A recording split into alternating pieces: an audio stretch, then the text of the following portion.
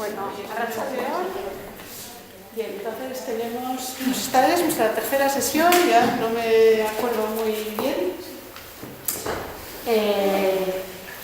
Bueno, entonces, pues agradeceros como siempre vuestra presencia viernes a la tarde.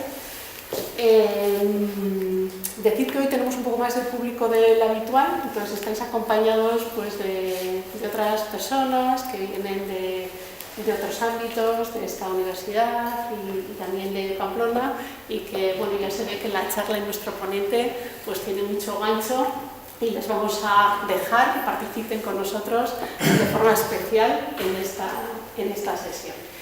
Bien, entonces, bueno, pues hoy siempre tenemos, como os digo, siempre tenemos mucha suerte, ¿no? Pero siempre tenemos un gran especialista en un tema que bueno, es muy de agradecer que dediquen tiempo para hablaros a vosotros y resumiros y haceros fácil algún tema al cual normalmente ellos están dedicando prácticamente toda su vida, ¿no? Bueno, y esto hace pues, que el ponente y el tema suele ser muy interesante. Y hoy tenemos un tema pues, que realmente yo creo que a todos nos llama como mucho la atención. El ponente, como suelo deciros siempre, pues podríamos estar muchos minutos hablando de su currículum, cosa que no vamos a hacer porque se nos pasaría la tarde. Y entonces, pues nada, solo os voy a decir tres cosas para que os deis cuenta de a quién tenéis hoy aquí con vosotros. Entonces, Humberto Agustín Cesola es catedrático de Ciencia de la Computación e Inteligencia Artificial de esta universidad, la Universidad Pública de Navarra, y profesor honorario de la Universidad de Nottingham desde el curso 2017. Tiene un gran currículum y algún dato para que os hagáis una idea. Pues ha sido definido como el 25º investigador más relevante a nivel mundial en el campo de las técnicas difusas y sus aplicaciones. Es autor de más de 225 trabajos de la Web of Science. De ellos, aunque esto suena un poquito más así, pero 120 son de primer cuartil, que es la cuarta parte mejor, de las mejores publicaciones, ¿sí? Tiene publicaciones en la cuarta parte mejor del ranking. Y tiene 8 trabajos, o sea, 8 de sus publicaciones han estado entre los trabajos altamente citados en los últimos 10 años de la Web of Science, ¿sí? Que eso, pues a nivel científico, la verdad es que da idea de que es una persona de gran relevancia en su campo científico. Y por último, solo citar que en 2017 el Gobierno de Navarra le concedió la Cruz de Carlos III el Noble, y que es académico de Jaquiunde, y en Jaquiunde pues es un honor para nosotros que él haya entrado como un miembro más de la academia. Entonces, Humberto, pues cuando quieras. Arratsaldeon, muchas gracias por la presentación. Bueno, lo más importante es que si os interesan estos temas o tenéis algún tipo de duda, siempre estoy a vuestra disposición para cualquier tipo de cosas, sobre todo de cara al futuro. Hay algún alumno mío por aquí, me conocen, esta es realmente mi dirección de correo electrónico y en cualquier momento podemos quedar, hablar y ver lo que pasa con esto. También quiero pedir disculpas porque no me había pasado nunca, desde el día 28, 26, 28, no recuerdo, me quedé sin voz y poco a poco voy recuperando, pero me quedé prácticamente sin voz. Bueno, quiero dar las gracias también a Jaquiunde por darme esta oportunidad y espero que en un futuro pues, podamos hacer otros muchos temas que están relacionados con todo esto, no solamente la inteligencia artificial, sino actualmente Industria 4.0, nos puede interesar medicina personalizada, medicina de precisión. Estamos en lo que es el BISNA dentro del grupo de medicina personalizada para todos vosotros y ver cómo se puede llegar desde las matemáticas y desde la ingeniería a todos estos temas. El tema, bueno, pues el tema es realmente la primera idea voy a hablar de si puede pensar una máquina, pero no me voy a meter, vamos a ver una serie de preguntas. Me gusta mucho cuando la gente participa mucho, yo no soy capaz de hacerlo, pero os haré algunas preguntas sin ánimo de que se sienta nervioso. Y después lo que voy a hacer es plantear un paseo por la inteligencia artificial. Lo primero es intentar definir la inteligencia artificial. Y siempre empiezo con una transparencia de este estilo. A ver, esta es una promoción de Ingeniería de Informática, los 6 que he terminado, los 7 en su momento, hace 5 años. Entonces, si miramos esa fotografía y decimos, bueno, vamos a ver si está, por ejemplo, Miquel Gala. Digo Miquel Gala porque es una de las personas que está trabajando conmigo en Big Data, que voy a hablar de eso, bastante luego. Entonces, bueno, pues los que conocemos a Miquel Gala no sabemos cómo el cerebro sitúa 3 o 4 puntos, parece ser, de la imagen, y de ahí intenta hacer un recorrido por las caras. Claro, eso el cerebro lo hace de forma natural, pero no sabemos cómo lo hace. Entonces, bueno, pues yo puedo decir sí que conozco a Miquel Gala, y hay otras personas aquí que digan, no, no conozco a Miquel Gala, por mucho que mire, no sé quién es. Pero ¿cómo realmente actúa el cerebro para saber si sí o si no? Insisto, se sabe que hay puntos específicos, pero si uno mira una foto y dice, bueno, pues punto específico puede ser, por ejemplo, el del escudo, por decir algo. Pero de ahí a pasar a reconocer a una persona hay mucha distancia. También el cerebro suele hacer cosas tan curiosas como decir, esta imagen es falsa. Pero claro, ahora vamos a coger nosotros estas dos imágenes, la anterior y esta, las vamos a meter en el ordenador y le vamos a decir al ordenador que nos diga que esta imagen es falsa. Y que en el caso anterior, que vamos a localizar a Miquel Gala. Decir que el reconocimiento de caras fue uno de los primeros objetivos míos de hace 28 años y que ahora se están en 90 y tantos % de aciertos. Hablaremos si alguien quiere más adelante de esto. Bueno, pues tenemos una herramienta, nosotros, un sistema nervioso y un cerebro increíble, que nos permite hacer todo esto, pero el objetivo mío es decir, no, yo quiero que lo haga una máquina. Entonces, lo primero que habrá que ver es decir, bueno, pues vamos a ver si lo que hace el cerebro reconocer estas cosas es la inteligencia, pues vamos a ver qué es la inteligencia, en este caso artificial. Pero voy a definir lo que es la inteligencia. Bueno, pues el problema de la definición de inteligencia pues es que es algo que evoluciona con el tiempo. En el siglo XIII una calculadora sería inteligencia artificial a tope. A día de hoy no es inteligencia, es un mecanismo, una metodología matemática, un método matemático totalmente sistematizado y la inteligencia tiene nada, es un algoritmo muy fácil de hacer. Luego la inteligencia artificial es un concepto que evoluciona y por tanto es difícil de definir. Lo que sí sabemos es ¿qué es lo que hacen las personas que son inteligentes? Pues, por ejemplo, lo que hacen es percibir, pues a través de los sentidos. Claro, nosotros tendremos que imitar cómo perciben las personas con herramientas que sean máquinas, sensores, cámaras de fotografías, etc. Además, hacen cosas como razonar con los datos adquiridos. Razonar es un problema muy complicado, ¿eh? Hasta el año 1965 todos los hombres son mortales. Pepe es un hombre, entonces es mortal. ¿Sí o no? Ceros y unos. No había otra cosa. Desde el año 65 la cosa cambia. Como, bueno, pues, si el tomate es de color rojo, entonces es maduro, el tomate es más o menos rojo, ¿cuál es la respuesta? Ya no es exactamente tomate rojo o tomate más o menos rojo. Bueno, pues el razonamiento humano es bastante complejo. En la actualidad se está haciendo siempre todo lo que se lleva asociado al razonamiento humano, está íntimamente ligado al lenguaje natural. El lenguaje natural es como nosotros hablamos y el traducir eso es muy complicado. Es decir, que hay dos grupos en España, en Europa hay 3 o 4, pero hay dos grupos en España de lenguaje natural que son potencias.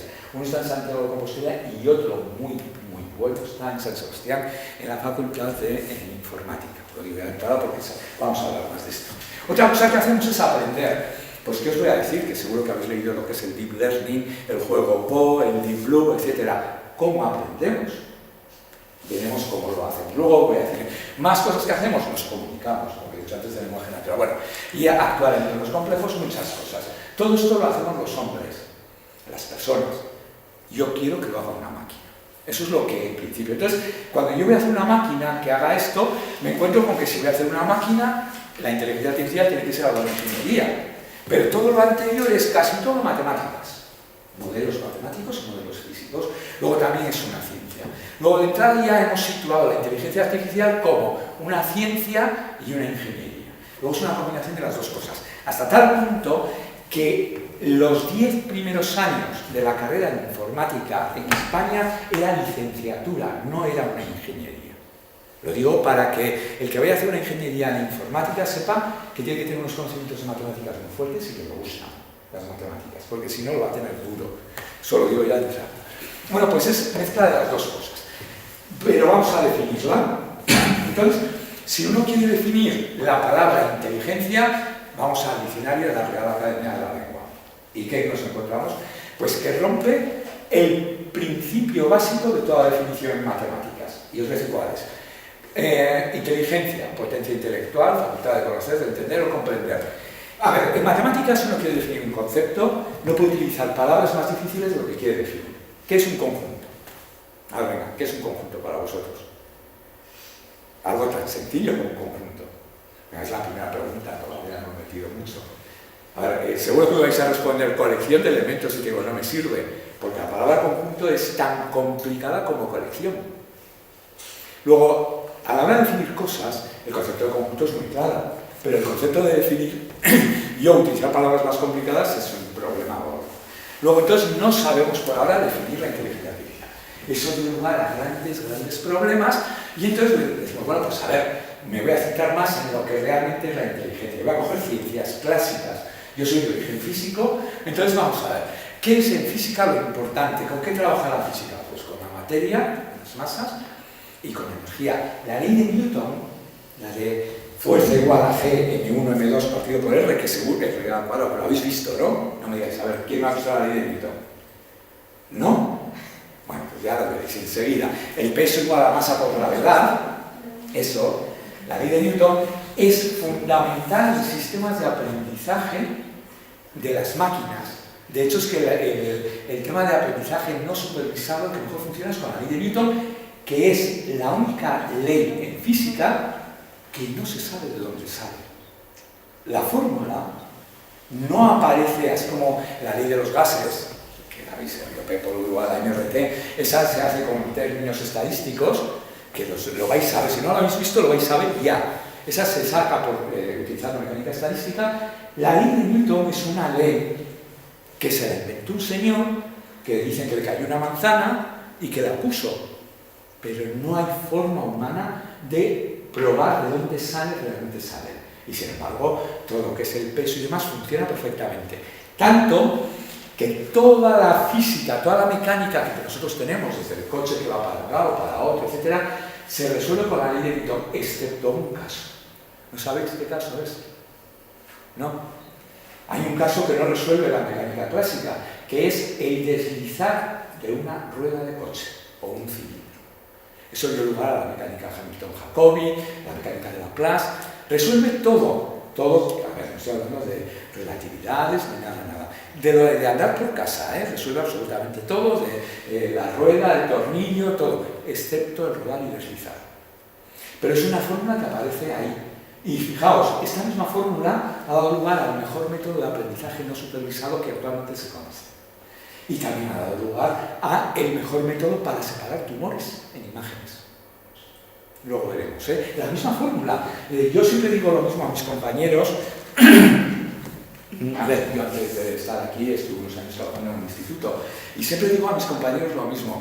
A ver, cuando uno explica, por ejemplo, el segundo de bachillerato, la ley de Newton, por decir algo, hay aplicaciones que son muy fáciles. Basta sustituir las masas por las intensidades de los píxeles en una imagen y a ver qué pasa. Y lo que pasa es que da bordes. Bueno, pues deciros que en física lo importante es la materia y la energía. ¿Qué va a ser para la inteligencia el equivalente a la materia y la energía? El conocimiento y la información, los datos. Y saber cómo manipulamos esos datos, claro. Además, en física se trata de hacer siempre modelos que predigan. Por eso, si uno hace un análisis de lo que es la física, se lleva a veces las manos a la cabeza y demás. Hay cantidad de teorías que funcionan durante 20 años o 10 años y luego se demuestra que no. Aparece un caso que esa teoría dice esto es falso y podría poner ejemplos de, el otro día hubo un programa en la ETV2 que decía todo esto, o sea, ejemplos de teorías que han sido consideradas verdaderas hasta que han fallado. Bueno, pues en física se trata de hacer modelos que sean capaces de predecir. Bueno, pues predecir el comportamiento de cómo va a mover Saturno, qué va a pasar con la máquina que lanzamos a Saturno. Sin embargo, en informática, ¿qué vamos a hacer? Pues lo mismo, en inteligencia artificial, predecir. Último proyecto hecho con Gamesa, uno de los últimos proyectos hechos con Gamesa. Gamesa tiene aerogeneradores, molinos en alta mar. Entonces, claro, si se estropea, hay que ir allá y eso suele ser muy problemático. Bueno, pues ahora ya hay modelos, que lo hemos hecho nosotros, por ejemplo, que estudian todos los datos del molino y le dicen, cuidado, que la pieza 23 dentro de 15 días probablemente esté rota. Eso se puede decir con ciencia de datos. Pero es que voy a ir más allá, pero imagino que eso lo sabéis mejor que yo.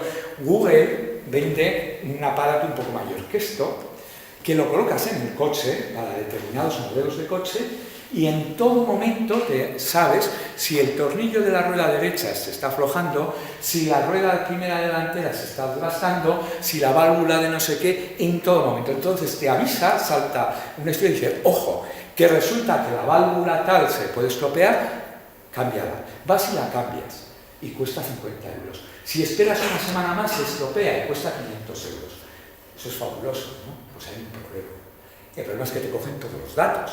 Y que acto seguido ellos saben que yo, por ejemplo, paro siempre en esta tienda para comprar algo para mi sobrino. O que cojo todas las curvas mal. Y pasado mañana pues estar la policía detrás de una curva y decirme, multa porque la has cogido mal. Pero todo esto es lo que hacen los sistemas de predicción con la inteligencia artificial. Google. O sea, quiere decir que eso está ahí y lo hacen aquí mis alumnos, con el tema de reglas que hablaremos luego, un coche automáticamente es un sistema de 4 reglas. No tiene nada más, que vamos, que es fácil. Bueno, pues entonces tenemos que esto pasar con la física y con la inteligencia artificial un poco cómo se van a hacer paralelos. Bueno, pues vamos a ver una definición para mí es la mejor que se ha dado hasta ahora. La mejor definición que se ha dado fue dada por este señor, Mr. Minsky, que le llamo yo. Hace 22 años estuvo en esta universidad. Murió el año pasado y es uno de los que participó en el año 1956 en la conferencia de Dartmouth para definir inteligencia artificial. Es una cabeza fuera de lo normal, el lenguaje Lisp, para uno de vosotros y demás, salieron de su cabeza.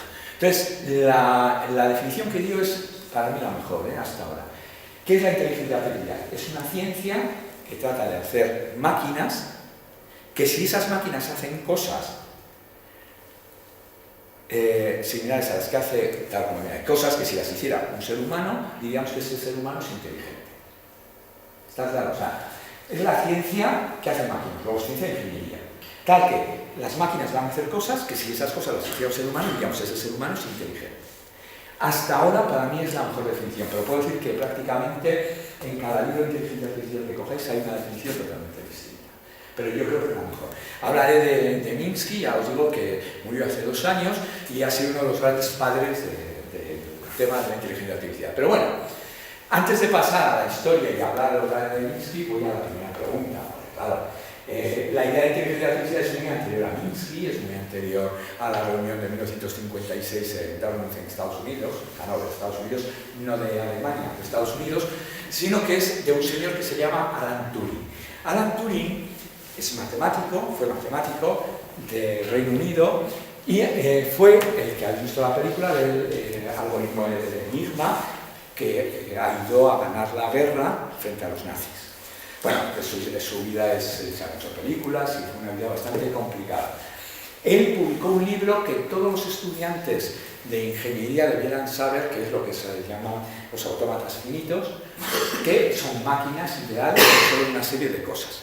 Y planteó, él realmente hablaba ya de inteligencia artificial, no se cogió la palabra inteligencia, él hablaba de ingeniería del conocimiento y no se cogió la palabra ingeniería del conocimiento en lugar de inteligencia artificial precisamente porque tuvo problemas legales Alan Turing y entonces decidieron en Inglaterra poner el nombre de inteligencia artificial. Pero bueno, eso es otro tema. Dicho esto, Alan Turing publicó su artículo y entonces fue el primero que presenta la pregunta de ¿puede una máquina pensar? En la película que se hizo hace 3 años o 4 años de Alan Turing, que os recomiendo, sobre el código Enigma, hay unos 10 minutos que son fabulosos cuando realmente le pregunta a él el policía, ¿pero una máquina puede pensar? Porque sí puede pensar, un cerebro, a ver dónde estamos, ¿no? Bueno, pues la pregunta es, a ver, ¿qué opináis? ¿Puede pensar una máquina? Y por tanto podría ser inteligente. Venga, a ver, tú mismo. ¿Tú qué opinas? ¿Sí o no? A ver, primero vamos a ver qué es lo que entendemos nosotros por pensar, Vamos a ver que es una máquina que es capaz de coger una serie de datos, razonar y devolvértelos. ¿Pensáis que sí o que no? A ver, ¿quién está a favor de que una máquina puede pensar? Como lo hacemos nosotros, más o menos. Venga, levantar la mano. ¿No queréis levantar la mano? Venga, los que piensan que sí puede pensar una máquina, que levanten la mano.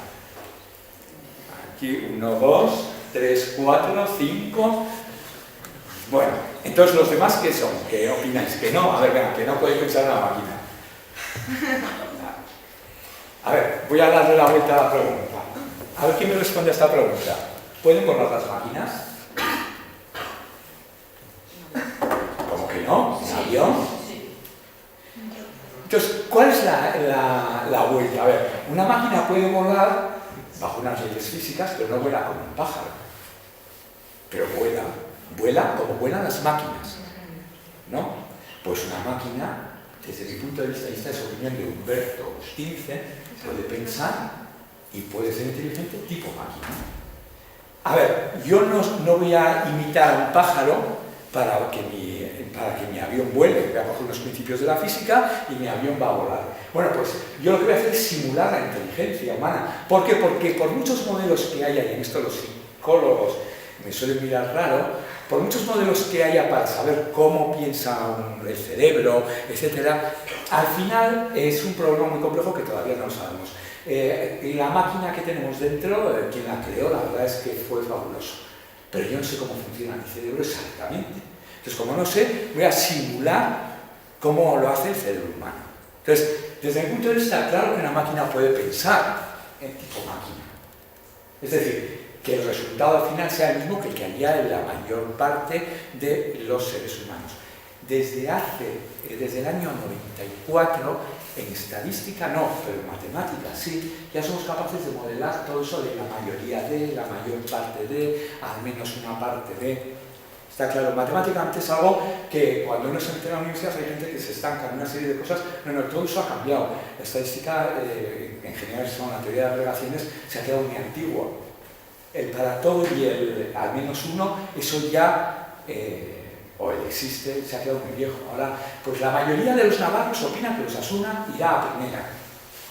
No está mucho decirlo, pero mucho decir. Pero bueno, quiero decir que ese tipo de cosas sí que se han hecho. Entonces, se limita el comportamiento humano de la mayoría de los navarros, o la mayoría de lo que pensamos nosotros en ese sentido. No son funciones estadísticas al uso, ¿eh? Bueno, pues decir que yo sí que creo que la máquina puede pensar, ser inteligente, pero tipo máquina, siempre simulando como lo hace el ser humano, está claro, sin saber cómo lo hace el ser humano. Bueno, pues a todo esto encontraréis argumentos a favor y en contra, y están asociados siempre pues, a cuestiones éticas, morales. Mira, no vamos a entrar en ese tipo de cosas, vamos a ver una realidad, porque voy a terminar la presentación hablando de los problemas que tiene la inteligencia artificial. Entonces, bueno, pues yo estoy a favor en este sentido de decir que una máquina puede pensar tipo máquina, y ya está. Bueno, pues Alan Turing, si alguien tiene oportunidad de ir todos los años a Londres en julio, es muy divertido porque se hacen simulacros de la sala del test de Alan Turing para saber si una máquina puede pensar. Es muy divertido, uno pasa una semana muy entretenida al lado de la Buckingham Palace, en los jardines y demás, se hacen simulacros del test para saber si una máquina es o no inteligente. Y la última vez una máquina ganó a un alumno muy bueno, a una persona muy inteligente de 14 años, que es vuestra edad, ¿eh? Pero cuidado, cuando hablamos de una máquina inteligente, a ver, lo más inteligente que se conoce hasta actualmente es el motor de Google. Y el motor de Google es equivalente a una persona de unos 6-7 años, con inteligencia equivalente, que ya es mucho, ¿eh? Pero que vamos, que estamos donde estamos. Bueno, pues el test de Alan Turing lo que dice es, yo estoy aquí, y hay una sala y ahí hay otra sala. En una sala hay una persona y en otra sala hay un ordenador. Yo hago una pregunta, yo no sé dónde está la persona y dónde está el ordenador. Yo hago una pregunta y me contestan de una sala. Si la respuesta es correcta y resulta que me la ha dado el ordenador, la máquina sabe pensar y es inteligente. Si no, pues no ha ganado. Ese es el test de Alan Turing. Bueno, es un test muy simple, muy simplista, digamos, porque actualmente todos estamos ganando, pero se hacen muchos juegos con el tema y es divertido porque esto ha prosperado mucho en países anglosajones debido a este tipo de entretenimientos que se hacen en Inglaterra y en Estados Unidos. Para ir en contra de lo que hace el test de Alan Turing, en los años 80 nació la sala china. Es decir, no, eso no me sirve, este juego no me sirve, porque supongamos que yo tengo una habitación de ahí, que yo no sé si hay un chino o no. Yo sé que hay una persona. Yo le paso, y en esa habitación hay un diccionario de chino. Yo le paso un texto y me contesta perfectamente la traducción, y yo le paso en castellano, me lo contesta en chino, y digo, bueno, pues lo ha hecho una persona que sabe chino, o me lo ha hecho una máquina, o esa persona que sabe chino realmente sabe chino, o sabe utilizar muy bien el diccionario. Entonces, la sala china lo que dice es, este test nos sirve para saber si la máquina es realmente inteligente o no. Pero lo digo por divertimento y como casi todos ya vamos a Londres con cierta frecuencia, por favor, todos los años se repite y es muy divertido. Incluso podéis participar, ¿eh? Te inscribes y no hay ningún problema. Bueno, pues dicho esto, yo ya he contestado mi opinión. No sé si os ha convencido o no que una máquina puede pensar tipo máquina, porque yo no sé cómo pensamos nosotros. Está claro. Entonces, esa es mi opinión, es la opinión mía, no quiere decir que sea, y además me gustaría que hubiera debate de estas cosas. Hay dos formas, entonces, fijaos, si yo voy a imitar, voy a simular lo que hacen las personas. Hay dos formas de hacer esa simulación, ¿eh? Es una, decir, bueno, pues sabiendo que el cerebro humano es lo más maravilloso que conocemos en la humanidad, el sistema neurológico es impresionante, pues voy a imitarlo. Y entonces nace lo que se llama el conexionismo. Digamos, es una forma de estudiar la inteligencia artificial imitando al cerebro humano. Y eso, claro, si yo me fijo en el cerebro humano, yo veo qué cantidad de neuronas, hablaré luego de esto, entonces yo voy a hacer imitación a neuronas. Bueno, pues si os movéis en este mundillo, en los últimos 10 años, mira, hace 8 años, por ejemplo, uno llegaba a Estados Unidos, se sentaba en una universidad y todo el mundo hacía Big Data. Ya diré lo que es el Big Data. Hace 3 años vuelves al mismo sitio y todo el mundo ya, el Big Data ya se da por hecho que está funcionando, que Google y Amazon y demás lo utilizan. Ahora, todo el mundo, ¿qué está haciendo? Deep Learning, que son redes neuronales profundas, ¿no? Bueno, pues es esto, coger y hacer muchas neuronas tal con capas como es el cerebro humano. Luego lo explicaré, cómo funciona y demás. Ahora es lo que está de moda. Pero, bueno, hasta ahora, hace 4 meses, vuelves a la misma universidad, te sientas con la gente con la que trabajas y dices, no, ahora hay que hacer computación cuántica. Os lo digo para que veáis. Quiere decir que ahora hace unos años se hablaba de Deep Learning, hay de Big Data, ahora se saben hablar de Deep Learning, el juego Go, cómo gana el ajedrez, etc. Pero dentro de 4 años estaremos hablando de computación cuántica, que no sé si se resolverá un problema muy concreto de la cuántica. Pero bueno, pues el Deep Learning está de moda actualmente. El último congreso que fui, el 80% de las conferencias que se presentaban eran todas de Deep Learning, que son neuronas puestas en muchas capas, inteligentes, pero ya veremos cómo funcionan, ¿eh? Entonces este es el paradigma conexionista. El otro es el simbólico. Bueno, ¿quién se lo elige? Seguro que si vais a internet encontráis esto. Bueno, me parece injusto, luego diré por qué, ¿eh? Me parece muy injusto. Yo en estas cosas creo que hay que ser muy serio, pero bueno, la vida a veces juega malas pasadas. El padre del conexionismo es Alan Turing, el mismo que he dicho antes. Luego, ¿por qué? Pues porque en los últimos años de su vida era una persona problemática. ¿Y qué pasó? Que acabó la guerra y sabía muchos secretos militares. Entonces el gobierno de la Gran Bretaña lo que decidió es a esta persona hay que ir retirándola porque sabe muchos secretos militares y no queremos problemas.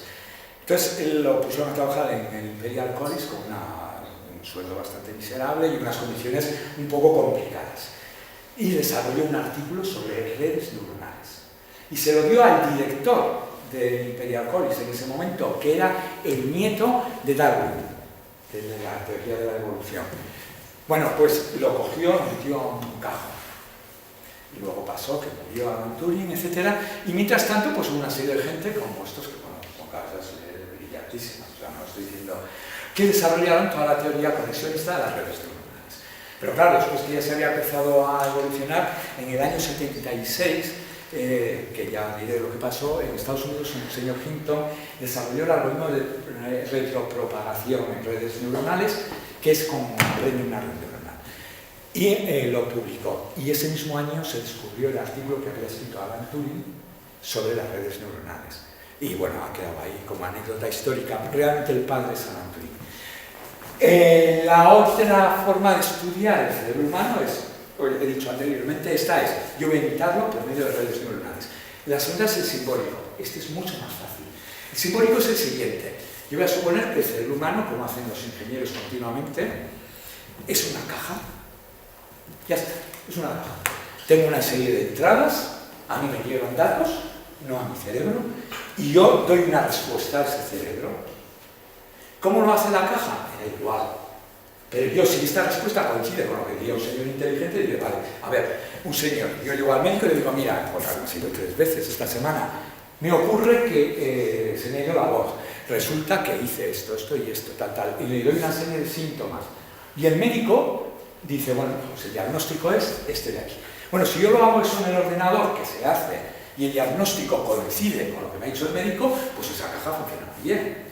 Bueno, pues lo que hay dentro es el concepto de algoritmo tal como lo entendemos actualmente. La palabra algoritmo ya sabemos que es muy antigua y demás. El algoritmo, como se entiende actualmente en matemáticas y en ingeniería de conocimiento y en informática y en ciencia de datos, fue dado por Alan Turing, él mismo. Fue el que desarrolló también las redes neuronales anteriores. Ahí nacen los sistemas expertos, que hablaré luego, pero es la otra forma. Es decir, hay 2 formas de estudiar el cerebro humano. Haciendo redes neuronales tal cual es el cerebro, y la segunda es decir, no, es una caja negra, que entran datos y salen resultados, y ya está. Y lo que hay dentro es un algoritmo. Y tendremos que saber hacer algoritmos. A ver, un informático, normalmente tú le planteas el problema y te desarrolla perfectamente el algoritmo, siempre y cuando no se necesiten muchas matemáticas, porque para hacer este tipo de algoritmos hay que saber muchas matemáticas. ¿Está claro? Entonces, o el informático aprende muchas matemáticas o os vais tirando ya por la nueva carrera de ciencia de datos, donde la mitad de la carrera son matemáticas y la otra mitad es informática. Entonces, la modelización final de los últimos algoritmos, los que son el juego Go, etcétera, son todos Google, Apple, etcétera, son todos algoritmos matemáticos. Lo digo para que no os llevéis a sorpresa. Estas ciencias estudian siempre con muchas matemáticas detrás. Lo mismo pasa con la física. Pero bueno, dicho eso, ¿os ha quedado claro las 2 formas de estudiar el cerebro o no? Imitándolo con redes neuronales o bien como si fuera una caja, ya del algoritmo, el que sea. ¿Listo? Bueno, pues volvamos. Todavía no. Tipos de inteligencia. Bueno, aquí lo mismo. No hay nadie de que sea de psicología y demás, ¿no? Vale, pues voy a ser... A mí cuando yo oigo Einstein era muy inteligente, pues luego era muy inteligente en lo suyo. En la física era buenísimo. La teoría de la relatividad general es la bomba. Aunque tiene una historia por ahí, es la bomba. ¿Emocionalmente era inteligente? Pues no sé, pero tenía muchísimos enemigos. Newton y Leibniz y un contemporáneo suyo de matemáticas, a muerte. Hay unas cartas a muerte. Fijaos, eran físicos buenísimos. Leibniz y Newton eran buenísimos. Emocionalmente un desastre. Hay gente que emocionalmente es muy inteligente y que se organiza la vida y es feliz en ese sentido emocional, o que es muy inteligente con el dinero y genera muchas empresas y tiene muchas casas y no tiene problemas. Y hay otros que son muy listos en matemáticas y están arruinados. Entonces, el concepto de inteligencia es muy amplio. Ser inteligente en todo es muy difícil. Y uno es muy inteligente en estudios y a lo mejor emocionalmente no. Entonces hay que ser inteligente en muchas cosas. ¿Qué quiero decir con esto? Que hay muchos tipos de inteligencia. Inteligencia emocional, inteligencia de estudios, gente muy bien preparada para matemáticas, gente terrorífica para otro tipo de cosas, ¿no? Bueno, pues, insisto, hay muchos tipos de inteligencia. Por eso cuando dicen el test de inteligencia, lo inteligente que es uno, cuidado. Lo que sí es cierto que para lo que a mí me interesa hay 2 tipos de inteligencia. La débil y la fuerte. Es que todo esto está muy relacionado con la teoría de fuerzas y de campos de física, que es lo mismo, ¿eh? Antes se hablaba algo de las leyes de Newton, pero no voy a extenderme. La débil, la inteligencia débil, es todo lo que nos hacen las máquinas. A ver, yo tengo ahora un coche que me aparca solo y que va solo. Si no va solo de aquí a mi casa es porque los gobiernos no quieren todavía poner una serie de sensores y una serie de cosas, pero la herramienta está hecha. En una escala de la automoción, que yo luego hablaré, en una escala de 0 a 6, para saber si los coches pueden ir solos, estamos en el 5. Y no se desarrolla por cuestiones políticas, ¿eh? O sea, el tema de que el coche vaya solo. Pero bueno, entonces, todo eso es la inteligencia débil. Y la inteligencia fuerte es la que intenta imitar los sentimientos.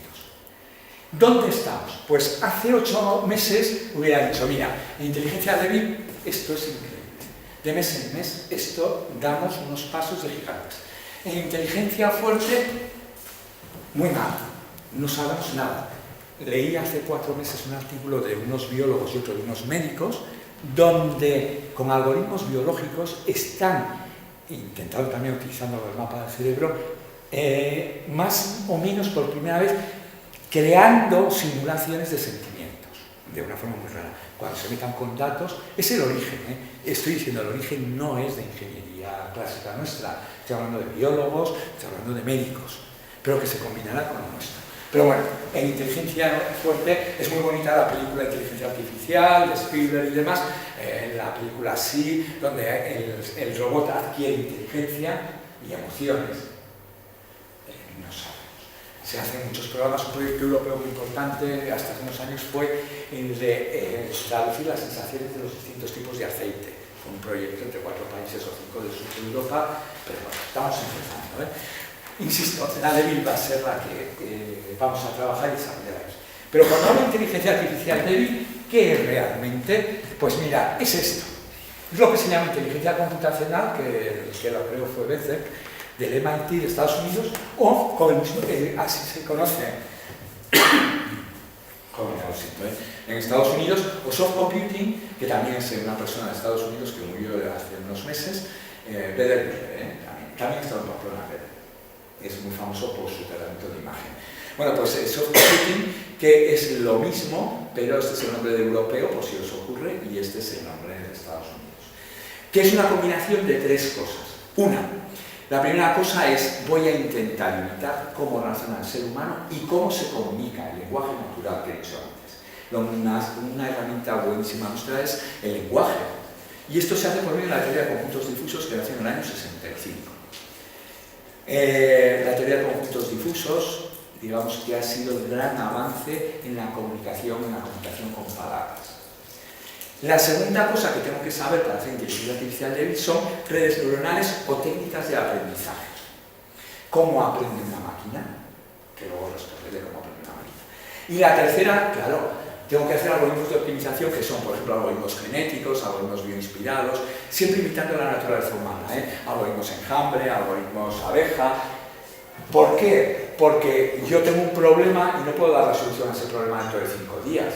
Tengo que dar la solución en el instante. Yo tengo que resolver el problema de tráfico de Nueva York o el problema de tráfico de Madrid, y todo eso se hace ya por Big Data. Entonces llegan todos los datos y lo que se hace es aplicar algoritmos para resolver y decirle al conductor váyase por aquí o váyase por allá, pero no le puedo decir dentro de 3 días. Bueno, pues todo eso es la inteligencia débil. A ver, ¿quién ha oído hablar aquí de algoritmos genéticos, por ejemplo? Algoritmos genéticos no desde el punto de vista de la biología. Se imitan la biología y generan aprendizaje y sistemas de optimización. ¿Habéis oído hablar alguna vez o no? Nada. Algoritmos enjambre tampoco. Algoritmos hormiga. A ver, fijaos, los algoritmos hormiga van buscando, son muy curiosos, es que claro, es que esto podría ser muy interesante. Van buscando la solución, tal como hacen las hormigas. ¿Qué hacen las hormigas? Supongamos que salen 10 hormigas a buscar comida, ¿no? Salen del hormiguero. Entonces, la hormiga siempre va emitiendo feromonas. Entonces, van buscando comida. Y una de las 10 llega la primera a la comida. Coge un trozo de comida y vuelve con la comida al hormiguero.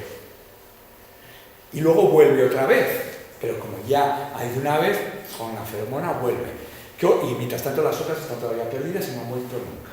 Entonces, al final, todas las hormigas siguen el camino de máxima feromona, que se han emitido máximas feromonas, que es, digamos, el camino seguido por la primera hormiga que ha encontrado la comida y ha hecho varios viajes. Bueno, pues eso se imita y así es como aprende una máquina. Son los algoritmos hormiga. Insisto, por eso en la nueva carrera de ciencia de datos hay una asignatura en primero que se llama biología. Y vamos a tratar todo de matemáticas y datos, En los algoritmos genéticos, pues es lo mismo, es padre, madre, etcétera, genes. Pero os digo, para imitar el buscar la solución óptima, porque claro, la solución óptima es la que ha hecho la hormiga más viajes. Es la que a mí me interesa. Entonces, si yo estoy controlando el tráfico de Nueva York, me interesa la solución óptima. Está claro, la feromona la traduciremos por otras cosas, etcétera, etcétera. Pero está así, O sea, eso es lo que hace. Bueno, pues todo esto es la inteligencia artificial que es donde realmente cada semana, o sea, hay que cambiar las transparencias, porque no va a dar clase de esto, hay que ir cambiando cosas. A ver, ¿alguna pregunta o no respecto? ¿Os ha quedado claro si una máquina puede pensar o no? Y un poco que vamos a hablar de inteligencia artificial débil, que lo fuerte no sabemos hacerlo. A ver, que una máquina aprenda de sí misma, un algoritmo para resolver un problema, luego hablaré, lo va a hacer. Que una máquina aprenda de mis errores emocionales, a día de hoy, es imposible. ¿Por qué? Por un problema que se llama toma de decisión, que veremos.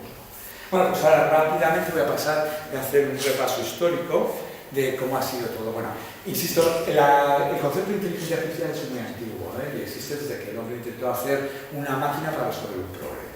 O sea, pero se formalizó como tal en el año 1956 en Estados Unidos. ¿Y quién lo formalizó? Hoy hubiera sido prácticamente imposible hacer esto. Los que sois de la universidad me vais a entender perfectamente. Había un grupo de científicos muy buenos, pero eran unos frikis. Ellos trabajaban en cosas de estas. ¿Puedo imitar cómo piensa una máquina? ¿Puedo imitar? Y el resto de científicos decían, esos están locos.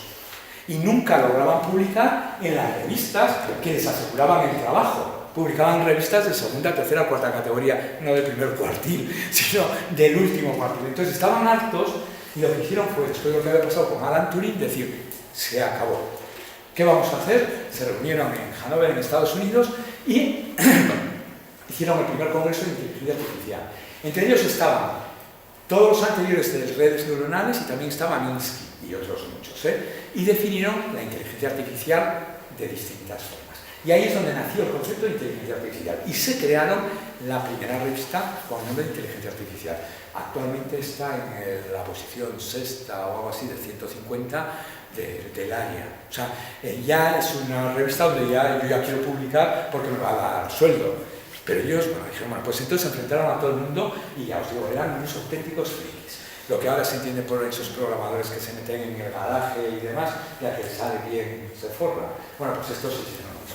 Entonces el concepto sale en ese año, pero no pusieron el nombre de ingeniería del conocimiento por todos los problemas que había tenido Alan Turing en Inglaterra. Si no, le hubieran puesto el nombre de ingeniería del conocimiento, pero ellos querían ser ingenieros. Bueno, dicho esto, casi todos vienen del mundo de las matemáticas y de la física.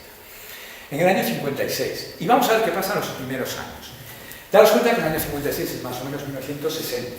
Bueno, pues logran, lo que hacen es, las revistas serias no me publican, yo me voy a los medios de comunicación, como la radio, etcétera, y empiezo a hablar de esto. Y entonces convencen a toda la sociedad americana que podemos hacer máquinas como esta, que hace todo. Se levanta por la mañana, me prepara el café, me coge el coche y me lo pone en la puerta. Y después habla conmigo sin ningún problema y me voy a donde sea. Bueno, pues esa es la idea de la inteligencia artificial en los primeros años. Daos cuenta que en el año 68 se estrena la película Odisea 2001. En el espacio 2001, donde está el ordenador HAL, ya sabéis que es IBM, según como lo traduzcáis, etc. Entonces está el ordenador HAL, que es el que controla la máquina, el que controla los diálogos, abre y cierra puertas. Es decir, la idea que tenían de la inteligencia artificial es una máquina que hace todo. En el año 69 fuimos a la Luna, si es que fuimos, hay gente que lo duda, luego lo haremos, si fuera bueno. Y diré que fuimos, ya lo adelanto, que en el año 69 el hombre llega a la Luna con un ordenador de 32K. A ver, Marisol, ¿qué reloj llevas ahí? Ese tiene, bueno, esos que venden por ahí suelen tener unos 2000K. Está claro. Con 32K llegó el hombre a la Luna. Yo estaba haciendo la carrera, bueno, años después, pero bueno, yo programaba con esto. En unas máquinas increíbles que había, la facultad, todo a base de válvulas, etc. Para que veáis dónde estamos ahora, 32K es nada, o sea, ahora os pone 32K y no podéis acceder a internet y os lleváis las manos a la cabeza y seguro que vamos, os encargáis de todo eso. Bueno, pero la idea era esa, vamos a hacer máquinas que hagan todo. Convencieron al gobierno de Estados Unidos y metió mucho dinero y se encontró con un problema, que no daba resultado ninguna máquina que intentaban hacer. No daba resultado. Entonces se perdió mucho dinero. Aquellos años el gobierno dijo, estos tíos siguen siendo frikis. O sea, que no puede ser. Entonces dijeron, bueno, pues lo que vamos a hacer es cambiar la filosofía. En lugar de hacer máquinas que hagan todo, que se levanten por la mañana, que me resuelvan todos los problemas, conduzcan, me preparen la comida, etc., Pues lo que vamos a hacer es máquinas para labores específicas. Bueno, y todavía estamos ahí hasta el año 2011, pues yo voy a hacer una máquina que me haga este problema concretamente. Y ahí hubo mucho éxito. Por ejemplo, en el año 75 se creó el primer sistema experto aplicado a medicina, MyCin. Este lo utilizan todos los estudiantes de MIR, los sistemas expertos, porque un sistema experto, tú metes una serie de síntomas y te da el diagnóstico, pero te justifica por qué. Te digo que usted tiene esta gripe de este tipo por esto, esto y esto. Una red neuronal no te dirá el diagnóstico es este, pero no te dice por qué. A ver si luego lo justifico todo esto. Bueno, pues el MyCin es un sistema experto que tiene más de 400 reglas. Actualmente no se admite un sistema experto que al final se quede con más de 10, 15 reglas, pero 400 reglas. Y que lo que hace es hablar sobre enfermedades infecciosas. Es decir, yo tengo una enfermedad infecciosa, me pongo delante de la máquina y digo síntomas, tal, tal, tal. Y él me dice qué enfermedad es. Y eso le sirve al médico. ¿Está claro? Y tuvo mucho éxito y se puso en todos los ordenadores prácticamente de Estados Unidos en aquellos años. Otro, que fue un engaño total, lo pongo siempre porque la máquina que habla, ELISA. Bueno, pues ELISA fue desarrollado en el MIT por este señor, Weizenbaum, que realmente quería tomar el pelo a los frikis. Y consistía en lo siguiente. Sobre la máquina que habla. Entonces llegas y te sientas, además te habla, O sea, te sientas y entonces le dices, y empezaba diciendo, buenos días, señor Humberto, hoy hace buen día. Vale. Sí, está. La filosofía que sigue es la de los psiquiatras. Ya sabéis que un psiquiatra se dice, que no tengo ni idea, que siempre, cuando haces una sesión de preguntas y demás, el psiquiatra siempre te responde con la última cosa que tú le has dicho. Te hace una pregunta de la última cosa que tú le has dicho. Bueno, pues se genera un diálogo absurdo. En cuanto descolocabas a la máquina, te salía con una generalidad. Se basa en la novela, en la My Fair Lady, en la obra de teatro, y lo que intentó decir, esta máquina ni habla ni sabe lo que hace. Bueno, pues actualmente sí que habla con lenguaje natural. Eso ya se ganó. Pero en aquellos años se puso como ejemplo de algo que hace cosas pero que los engaña. Pero la filosofía era perfecta. Porque a mí me da igual que la máquina me entienda lo que está diciendo. A mí lo que me sirve es si la máquina responde a lo que yo quiero que responda. Bueno, pues esto es en los años 70 y llegamos al año 80. En los años 80 la NASA decide, por primera vez después de lo que había pasado con ciertas cosas, meterse de lleno en estos temas y genera, pero no en todos, un lenguaje de programación que se llama CLIS. A ver, ¿quién conoce el lenguaje de programación que se llama C? Habéis oído hablar, ¿no? El C. Vale. Bueno, pues este no es el C. Está claro. Es un lenguaje de programación solamente para reglas. Hay dos tipos de lenguajes de programación. El Lisp, solamente sin la C, que son lenguajes funcionales, lo digo para que sepáis, y el C, que son lenguajes estructurados. Pero aquí es una mezcla de los dos, pero no es exactamente C. O sea, si venís aquí tendréis alguna asignatura donde se intenta algo de esto. Y en el año 69 la NASA llega a la Luna con 32 K de memoria, con una cosa que, vamos, que hoy en día nos da prisa. Pero la NASA seguía siendo reticente hasta el 2003, y en el 2003 casi los echan de Estados Unidos, por lo que voy a comentar luego. Bueno, pues en la década de los 80, es lo que he dicho antes, ya se empiezan a hacer programas concretos, pero por ejemplo, pues para resolver problemas infecciosos o para resolver un problema concreto de un silo de arroz, cómo conservarlo, o sea, temas muy específicos. Y en el año 98 surge el tema de Deep Blue y por primera vez una máquina gana al ajedrez a una persona. No voy a entrar en controversias, no digo nada. Yo me creo eso. A ver, ¿qué es lo que pasa aquí? Para empezar, la máquina entrena con el jugador y aprende del jugador. A ver, yo me pongo a jugar al ajedrez aquí con la máquina y la máquina aprende de mí. ¿Y cómo aprende? Con lo que nosotros llamamos heurísticas. ¿Qué es una heurística? Yo pongo el mismo ejemplo siempre. Una heurística es, si yo llego a una ciudad que no conozco para nada y lo primero que quiero hacer es ir a una oficina de información y turismo, pues yo sé intuitivamente que suelen estar al lado de la estación de tren, al lado de la estación de autobuses o al lado del ayuntamiento. Y doy por hecho que si me acerco a una de esas cosas voy a encontrar una oficina de información y turismo. Puede ser que no, porque la ciudad sea especial, pero casi siempre acierto. Bueno, pues la máquina, por medio de heurísticas y antiheurísticas, aprende de mí, sobre todo de mis errores. ¿Y qué algoritmo utiliza? Pues el algoritmo A estrella A ver, aquí tengo 2 exalumnos de esa asignatura. ¿En qué curso se ve la estrella? En segundo. A ver, si en el año 98, el algoritmo de estrella nació en el año 68 y es buscar soluciones. El juego de ajedrez tiene 10 elevado a 124 posibles soluciones para cada partida. Si la máquina es suficientemente buena, no vamos a generar todas porque es imposible, pero generamos las que heurísticamente mejor me van. Entonces lo que hago es generar una serie de soluciones y coger la que yo considero en todo momento la mejor. Pero mis alumnos ven ese algoritmo en segundo, en la A estrella, con el que se ganó al ajedrez. Y nació en el año 68. El año pasado, en 2017, se gana al Go. Yo espero que dentro de 10 años los alumnos de esta universidad o de cualquier universidad que hagan este tipo de cosas aprendan el algoritmo del Go. Porque lo van a tener que aprender, pero bueno. Y ya en el año 2000 viene Internet y ahí ya se revoluciona todo. Pero hay 2 fechas a partir del 2000 que tengo que decirlas. Una es el 2003. En 2003 surge la palabra Big Data. Hablaré bastante. Es manejo de gran volumen de datos.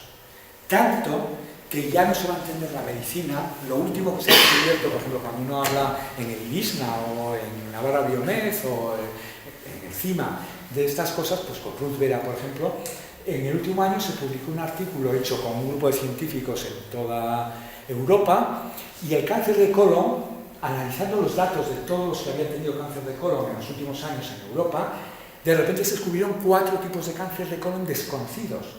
Y se descubrieron variables que no se tenían en cuenta importantísimas, como son, no es lo mismo un cáncer de colon tener el tumor a la derecha que a la izquierda. Eso es gracias al Big Data. Cuando tenemos muchos datos, cuando tenemos pocos datos, como por ejemplo la Hacienda Foral de Navarra o la Hacienda Foral del País Vasco, el conjunto, es lo que se llama minería de datos. Sin embargo, una imagen tomada vía satélite es Big Data. O sea, muchos datos es Big Data y datos muchos, pero no tantos, es minería de datos. Eso nace en el año 2003. Además, sin utilizar técnicas de ingeniería, ocurre una cosa maravillosa que es la secuencia del genoma humano. Aquí probablemente si la siguiente charla la diera alguien asociado a esto, temblaríamos en qué punto estamos. El otro día le hacían en el programa de Iñaki Gabilondo una entrevista a una de las personas que maneja mucho todo esto y la verdad es que asustaba lo que decía de cara a futuro. Digo, vosotros sabéis más, yo ahí no sé. Y ocurrió el desastre del Columbia para la NASA. ¿Qué le pasó a la NASA? Lanza el Columbia a salir de la atmósfera. 3 placas se sueltan, hace todo su trayecto y a la vuelta hay un gradiente de temperatura y estalla. ¿Y por qué? Porque la NASA, que sí que había hecho cositas en inteligencia artificial, no había querido hacer nunca lo que se llama salud de máquina. Eso que os he dicho que vende Google, que lo ponéis en ciertos tipos de coche y te dice la rueda tal se va a estropear. No quiso hacerlo. Bueno, pues a partir de ahí el gobierno americano se puso tan serio que obligatoriamente les obliga a hacer programas de salud de máquina. ¿Qué pasa? Que en una máquina hay tal cantidad de elementos, entonces hay tal cantidad de datos, que lo que haces es predecir. El molino de viento del aerogenerador se va a estropear. Pues lo que pasa con el coche, lo que pasa con la máquina de eso. Bueno, entonces, a mí se me suele escapar en las presentaciones, digo, gracias al desastre de Columbia, nosotros hemos avanzado, vamos, o sea, ha sido algo, desde el 2003 hasta la actualidad, en predicción, sobre todo en medicina, ha sido algo maravilloso, porque ya en Estados Unidos ha metido mucho eso. Y en el 2013 surge algo que es la bomba, es el futuro de todos. Ciencia de datos. Si nosotros tenemos solicitud al año, últimamente porque se ha puesto muy de moda, de 100 proyectos de empresas, 90 son de ciencia de datos. Manejo de grandes volúmenes de datos para predecir vuestro comportamiento, para saber si una persona en banca va a ser moroso, para saber medicina personalizada, para saber si en industria Volkswagen, ¿no? Pues si este coche se va a vender bien o se va a vender mal. Todos son ciencia de datos. Tanto que ya empieza a haber carreras, por ejemplo en Barcelona, en 2 universidades hay ya la carrera de ciencia de datos, en Granada también, en Madrid también, el año que viene se pone aquí, en el 19 se pone en el País Vasco, en Asturias se pone también en el 19, entonces es una carrera que es la bomba. Mitad matemáticas y mitad computación, no.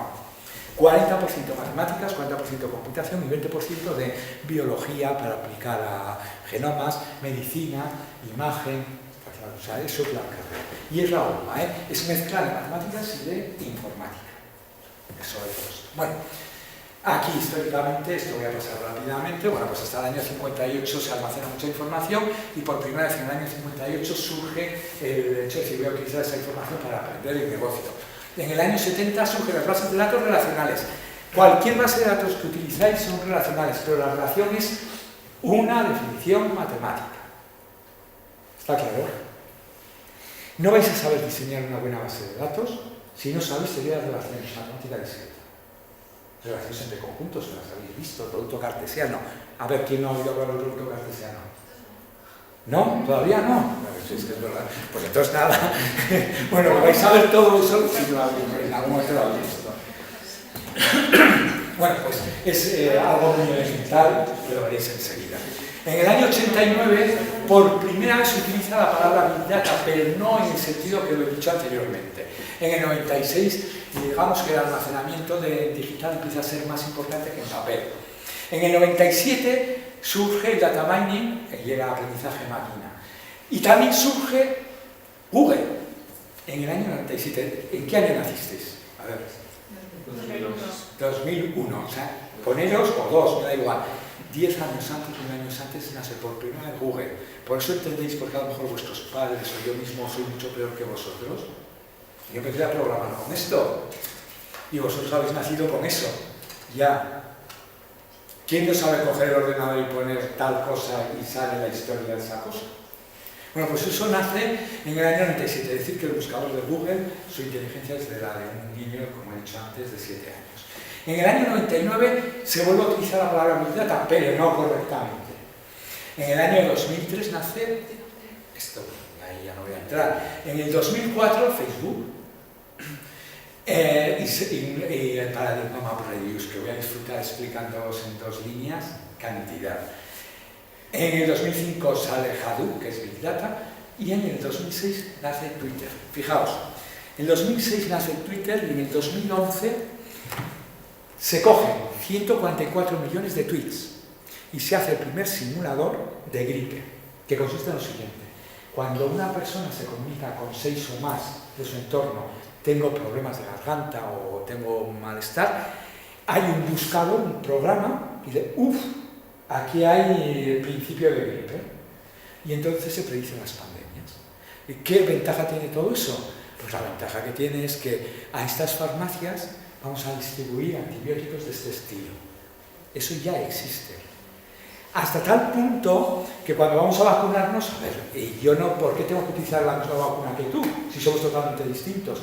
Con todas estas técnicas se va a hacer la medicina preventiva de precisión, vamos, de tú necesitas un tipo de vacuna diferente a la mía. Todo este tipo de técnicas. Pero daros cuenta que los tweets se nacieron en el año 2006. Habéis nacido vosotros y ya tenéis 3 añitos o 4 o 5, Y ahora parece que nos vamos a vivir sin esto, pero bueno. Realidad, bueno, pues rápidamente. Conducción autónoma. Es muy fácil hacer. Se basa a partir de reglas. Si la distancia al coche de enfrente es menor que, no es muy grande y la distancia a la acera y tal, eso es muy fácil de hacer. Mis alumnos de tercero, si decidan otro año más, sabrían hacerlo perfectamente. Entonces, la conducción autónoma en el año 2020 en Japón tiene previsto que, como tiene las Olimpiadas, todos los transportes desde la estación de tren, aeropuertos y demás a la Villa Olímpica sea autónoma. En 2040 en Alemania ya tienen puesto por ley que todos los coches van a poder ir solos. ¿Está claro? O sea que estamos fijados en qué punto. A ver, ¿cuál es el problema legal? Esto, insisto, todo es deep learning. En todo momento un coche recibe muchos datos, bien sea vía cámaras, vía sensores. El problema es que había que adaptar las carreteras con muchos sensores y aparte pues con muchos sistemas de lo que utilizamos en telefonía móvil. No, continuamente estar en triangularizar, situar a cada uno, etc. Eso está resuelto. Problema, mucho gasto para poner muchos sensores. Y segundo, el gran problema de la industria de la automoción, y es que con un coche de una casa sustituye a 5, porque yo el coche lo programo. Claro, todo eso, imaginaos todo lo que son talleres de reparación. se quedan sin trabajo. Si de cada 5 coches se va a quedar uno y además lo vamos a poder utilizar toda la familia, bueno, el problema social es tan gordo que se ha llevado incluso a Bruselas, a la Comunidad Europea, y se está intentando legislar. Desde si el accidente lo tiene el coche, a qué es lo que pasa con las familias y todo el problema, etc. Eso está ahí. Pero desde el punto de vista científico, el tema está resuelto. Está claro, si se hace bien. Conocéis San Sebastián, ¿no? Conocéis al jefe de la capital cultural. Bueno, pues durante 6 meses en Miramón hubo un autobús que iba a un trayecto solo. Si os montáis en un coche de esos, a mí esa gente que dice de la seguridad, son más seguros que cuando va un humano. Otra cosa es que el nivel sexto es cuando no va nadie en el coche y va solo. Porque voy a poner aquí un ejemplo, esto salió en El País del año pasado. A ver, este camión reparte de cervezas en Estados Unidos. Entonces, a ver, lo llevan hasta la entrada de la autopista un conductor. Cuando entra a la autopista, en unos kilómetros está todo preparado, el conductor digamos que descansa, pero se obliga hoy por hoy a estar allá.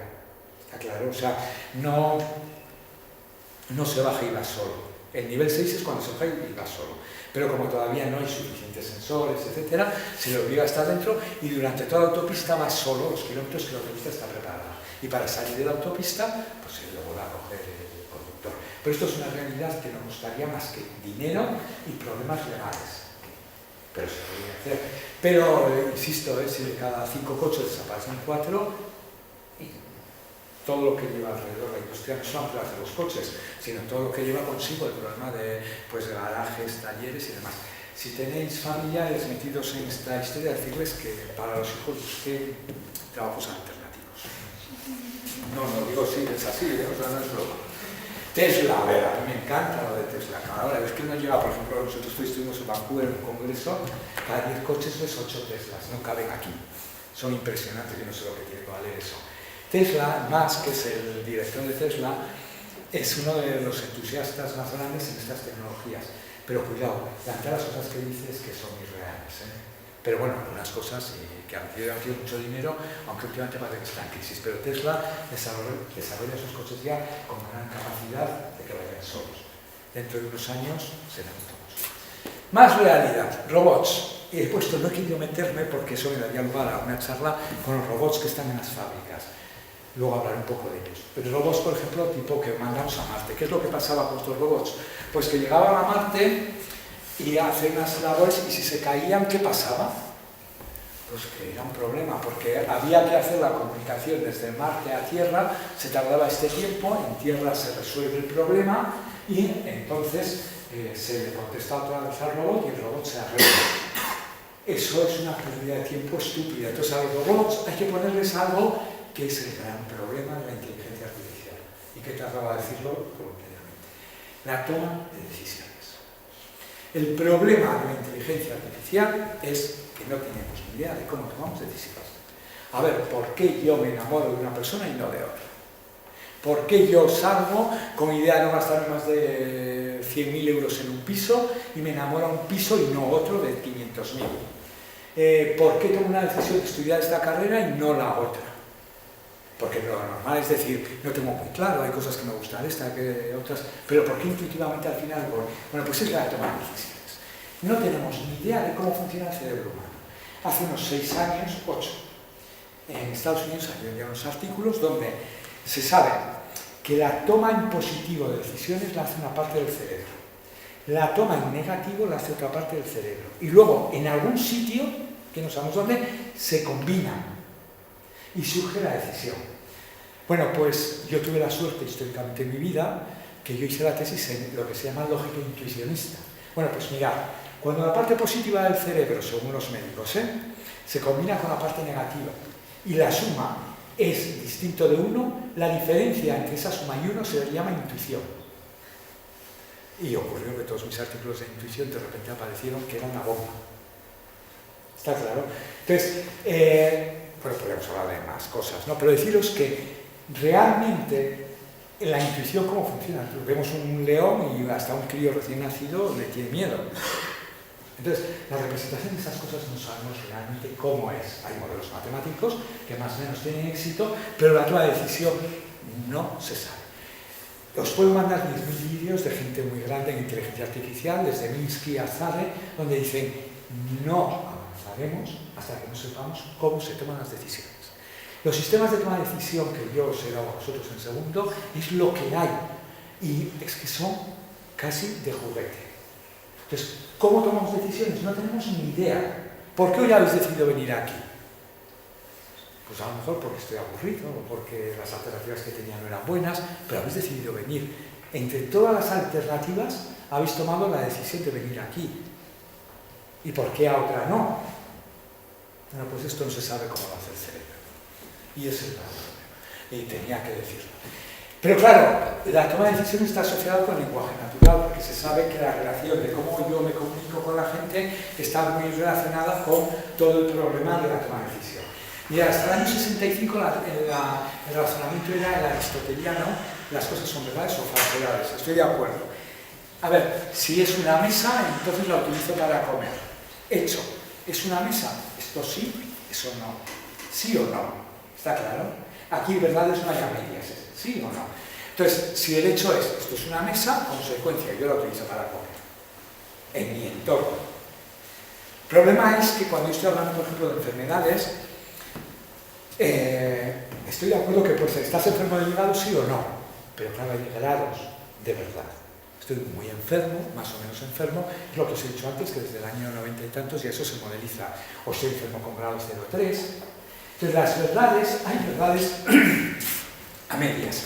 Y esto es lo que se llama el modus ponens aquí, y las verdades a medias es el modus ponens generalizado, que es en el año 65, cuando este señor, Zare, que murió el año pasado, lo descubrió. Y se trata, lo publicó. Y es lo que funcionan casi todos los sistemas, por ejemplo, para aparcar coches, para la conducción autónoma, etc. Son reglas de sí, entonces. Entonces, si el tomate es rojo, entonces el tomate es maduro. En la lógica clásica, el hecho tendría que ser tomate rojo. Si el hecho es tomate rojo, la lógica clásica me dice tomate maduro. Pero ahora se trata de tomate muy rojo. ¿Cuál debe ser la conclusión? Pues tomate muy maduro. Eso es la lógica aproximada.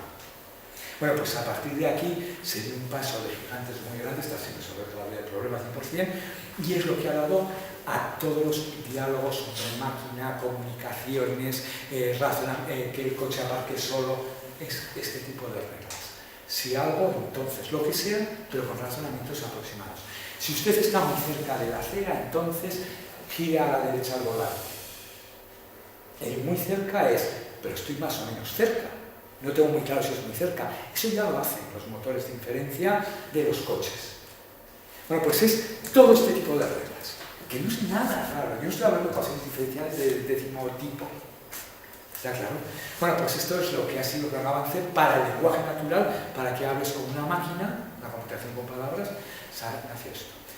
Más cosas. En el año 2011, Watson es un programa, no sé si conocéis la comunidad americana, os recomiendo que sí. Os recomiendo que cuanto más mejor. Entonces, hay un programa de televisión que es de cultura, pues el equivalente al pasapalabra de aquí, que está muy bien, pero allá lo que hace es como si pusiésemos en el pasapalabra una máquina.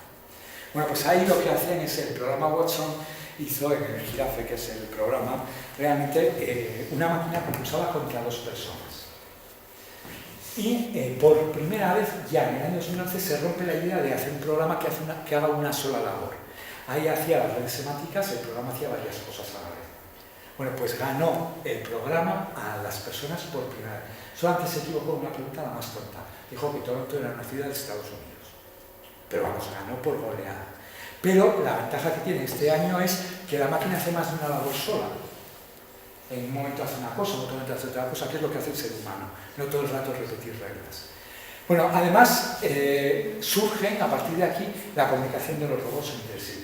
Vosotros sabéis que en informática hay un problema que es el mundo de los bloques. El mundo de los bloques es, cojo esta mesa, pongo 10 bloques de distinta forma y se trata de que un robot me los apile de una forma determinada. Bueno, pues ahora ya no lo hace un robot, sino que lo hacen robots que se comunican entre ellos con un lenguaje máquina muy pequeño que se llama cobots. ¿Esto qué ha significado? Pues, por ejemplo, la Volkswagen de Navarra. La Volkswagen ahora va a hacer un nuevo modelo de Polo y va a contratar a 400 personas para trabajar, pero ha puesto 500 y pico cobots, que son personas que están en una máquina, en una cadena, y que ya son robots, vamos, colaboran entre ellos. Pues gira a la derecha más la rueda para que encaje. Eso ya lo hacen los cobots. Entonces, esto de una cadena de producción supone lo que llaman industria 4.0, que en X años va a haber mucho trabajo de ese que va a ser reemplazado por máquinas. Tendremos que hacer otra cosa, y es utilizar talentos, saber combinarme con el robot, etc. O sea, la Volkswagen tiene que seguir contratándonos a nosotros, pero no para las labores que haga el robot, sino para las labores que nosotros le digamos que haga. ¿Está claro? Exactamente. Esto ya existe. Entonces, el mundo de los bloques ya no lo resuelve un robot, sino que lo resuelven dos en comunicación. A ver, los bots. ¿Quién sabe lo que son bots? ¿Cómo que no? Si estáis todo el día tuiteando. A ver, venga. ¿Qué es un bot? Es que estoy pegando aquí quizás porque, no sé, pero ¿qué es un bot? Y además es que creo que voy a ir rápido. Venga, un bot son robots que tienen unas empresas grandes de datos para, por ejemplo, generar noticias en Internet. Unas falsas y otras no. ¿No? Ahora se están utilizando estos bots para saber si una noticia es falsa. Entonces, ¿cómo hace? Bueno, pues la máquina es un programa de ordenador, cuando controla, por ejemplo, 1 millón de tweets y de repente ve uno que dice, eso no me lo creo, va directamente a ese tweet y empieza a rastrear para saber si es verdad o no. Y cuántos dicen que sí, cuántos dicen que no. Están en eso es lo último que se está investigando para las fake news, que llaman. Bueno, pero esto, los bots, habéis oído hablar de ellos, no digáis que no, es que deben manejar. Cuando se intentan engañar con tweets y con propagandas de estas, suelen ser este tipo de robots, son robots, de tipos especiales. Bueno, pues rápidamente, voy a ayudar a no reconocer caras, pero lo cierto es que llegamos al 100% hasta que se utilizan redes neuronales. Por eso, cuando uno llega a Estados Unidos lo pueden manejar. No sirve un reconocimiento, una máquina que te diga, usted es fulano de tal. Pero bueno, esta la práctica, vosotros hacéis una práctica en tercero de reconocer caras, pues se coge un montón de fotografías y al cabo de los años a ver si me reconoces. Bueno, todo lo que sea, predecir, datos, ciencia. Un coche de 30.000 euros ahora enciende las luces solo. Eso es inteligencia artificial. Hace cambio de marcha solo, eso es inteligencia artificial. Voy a decir una cosa, los frenos inteligentes. Bueno, pues los frenos inteligentes, de todo lo que es la Volkswagen y todo lo que es Audi, e incluso la Mercedes, se deben en gran parte a un señor de Navarra, Elizalde. Tenía una empresa de frenos, al final aquí no dio mucho resultado, y ahora está entre Estados Unidos y Alemania. Y en Volkswagen, todo el tema de frenos inteligentes lo ha desarrollado una persona de Pamplona. Bueno, es Viti, no Elizalde, es Viti. Es decir que, bueno, está trabajando en estos temas, pero son todos temas de inteligencia artificial. La lavadora inteligente, que meto la ropa y que me diga, oye, aquí tienes que meter más jabón. Todos los días. Los microondas, los hornos, todo lleva inteligencia artificial, lo estáis utilizando ya de una forma u otra. ¿Cómo aprenden las máquinas? Pues como los niños, mira. Aquí están los dos ejemplos. Un niño te dice, esto es de color rosa, y tú dices, no, es negro. Eso es aprendizaje supervisado. Pero cuando un niño va y toca una taza hirviendo, ya aprende solo. Eso no es supervisado, es decir, no vuelva a tocar una taza hirviendo. Bueno, pues el supervisado y no supervisado, no supervisado es el difícil, el supervisado es el que hacemos siempre. El no supervisado, el mejor resultado de la taza es con alineamiento, que he dicho antes. Bueno, pues la forma de aprender de forma supervisada hay dos. Una, mediante reglas, si esto, entonces esto. Esa es una forma que no estamos hablando de cosas raras, y la otra es mediante redes neuronales. Este es el simbolismo y este es el conexionista. A ver, en una neurona las dendritas llevan la información. Entonces, hay dendritas que activan y otras que inhiben. Cuando se pasa un umbral, un threshold, entonces se activa la neurona y transmite la conexión a otra. Bueno, pues un señor que dijo, yo voy a imitar esto. Esto es un perceptrón, es una neurona artificial. Este es el dato y este es el dato, y habría que meter más datos. Entonces, a cada dato le voy a dar un peso. Y voy a hacer, tampoco sabéis lo que es la media ponderada. Supongamos que esto es un número 0,5 por esto, más esto, este número por esto. Si esa suma es mayor que un umbral, yo activo la neurona y mando la información I a otra neurona. Pero si no es mayor que un umbral, yo no la activo.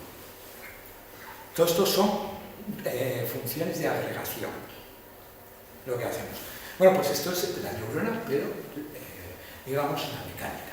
Si las unimos muchas veces, nos vamos pareciendo al cerebro. Si las seguimos poniendo muchas capas, cada vez nos parecemos más al cerebro. Y esto es lo que se llama deep learning, que es aprendizaje profundo, que son muchas capas. El deep learning que más capas tiene, que se utiliza para detectar en el aeropuerto más grande de Estados Unidos si una persona lleva un arma o no lleva un arma, no que se vea, simplemente si la lleva vía imagen, utiliza 16 capas. El deep learning es lo más, aprende. Pues metemos los datos, aprendemos y digo, bueno, esto en medicina está siendo una revolución, pero no me da tiempo más. Entonces, esto es imitar el cerebro humano con el cerebro. Y lo otro, lo que he dicho antes del sí entonces, es el algoritmo. Son los dos. Bueno, pues dicho esto, aquí ya no voy, aquí diría donde esto es una conexión al periódico donde ponen aplicaciones, que no hay ningún problema, no voy a ir, y sí que voy a hablar del juego. DeepMind es para Google lo mismo que Deep Learning. Es decir, que este es un investigador, lo habéis visto en la televisión, es muy joven, tiene 30 y pocos años, y es el que hizo el programa para ganar al Go. El primer programa lo hizo igual que el ajedrez. Vamos, la filosofía es, un señor se pone a jugar con una máquina y la máquina aprende de ese señor. Y ya consiguió ganar y se llevó el premio de $1 millón, porque es el juego más difícil que se conoce. Pero el año pasado publicó un algoritmo que, partiendo del tablero del Go 19 por 19, el algoritmo empezaba a jugar solo y otro algoritmo aprendía aleatoriamente. Empezaba a jugar aleatoriamente solo y otro algoritmo aprendía de él y consiguió ganar. Por primera vez, una máquina aprende de otra. Y ahí es donde surgió, se estallaron todas las alertas, ya las máquinas pueden aprender unas de otras, etc. Realidad, vamos a ver, sí que aprenden, pero si cambiamos y en lugar de poner 19 por 19 ponemos 29 por 29, hay que empezar de cero. Es decir, aprende en situaciones muy controladas, pero no es todavía capaz de aprender en general. Pero bueno, ha sido un avance. Estamos ahí, ¿eh? Entonces, cuando veáis que la máquina, pues ya tengo falta de adaptabilidad, y eso es lo que nosotros tenemos, que es el talento, que cuando yo aprendo a jugar una cosa, si uno sabe jugar al parchís de 4 colores, el de 6 es similar. La máquina tiene que empezar de cero porque no tiene ni idea. Pero por primera vez, como este señor consiguió aprender de otra manera. Bueno, pues a partir de aquí pasamos a datos, y ya voy a ir rápidamente. El manejo de datos es lo que da el poder. Y el poder es, los datos son inteligencia artificial, no más. Tenéis que distinguir lo que es la minería de datos, cuando por ejemplo tenemos todos los datos de todas las personas de Euskal Herria. Esos son muchos datos, pero no son datos. Cuando ya tenemos millones de datos, es lo que se llama Big Data. Bueno, ¿y por qué surge? Pues mirad, esto es lo que consta de la teoría y lo que disfruto mucho, porque, a ver, tenemos un ordenador, todos vosotros tenéis un ordenador,